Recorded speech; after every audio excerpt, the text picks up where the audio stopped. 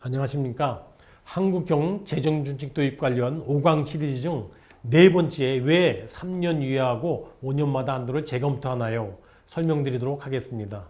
정부는 앞서 강의에서 60%분의 국가채무 비율, 마이너스 3%분의 통합재정 수지 비율을 곱한 결과가 1보다 작도록 준칙을 제시한 바가 있습니다. 그러나 저희가 여러 가지 시뮬레이션을 해본 결과 당분간 이와 같은 재정준칙을 준수하기도 쉽지 않은 상황입니다. 정부로서는 이보다 더 느슨한 준칙을 설정하고 당장 시행할 것인지, 아니면 엄격한 준칙을 설정하고 일정 기간 유예기간을 부여할 것인지 두 가지 선택지가 있었습니다. 정부로서는 재정준칙의 실효성을 위하여 이 안을 선택했다는 점을 말씀을 드립니다.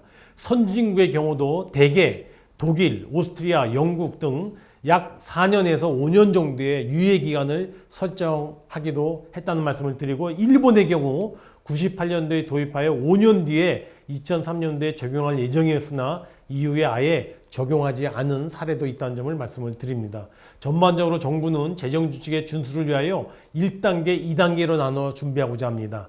1단계에서는 재정준칙의 준수를 위한 준비기간입니다. 총량관리를 통하여 재정준칙과 관련하여 국가 채무와 재정 수지에 대한 관리를 착실하게 해나가면서 본격적인 적용을 준비해 나갈 것입니다. 2단계는 2025년에 재정준칙을 본격 시행하는 것입니다. 앞서 말씀드렸던 재정준칙이 2025년부터는 실제 적용해서 재정이 관리될 것입니다. 만약에 재정준칙의 한도를 초과하여 재정이 운영될 경우에는 다시 복귀할 수 있도록 재정 건전화 대책을 반드시 마련하도록 의무화했다는 점을 말씀을 드립니다.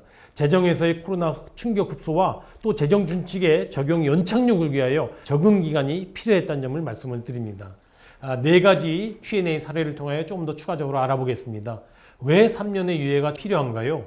앞서 말씀드린 것처럼 코로나 위기 과정에서 이미 적극적으로 재정의 역할을 했고 그 충격파는 당분간 지속되는 것이 불가피합니다. 그로 인하여 재정준칙을 즉시 적용할 경우에는 이미 계획된 지출에 많은 차질이 있을 수 있기 때문에 재정준칙의 준수를 준비하기 위한 과정에서도 이와 같은 이행기간이 필요하다 할 것입니다.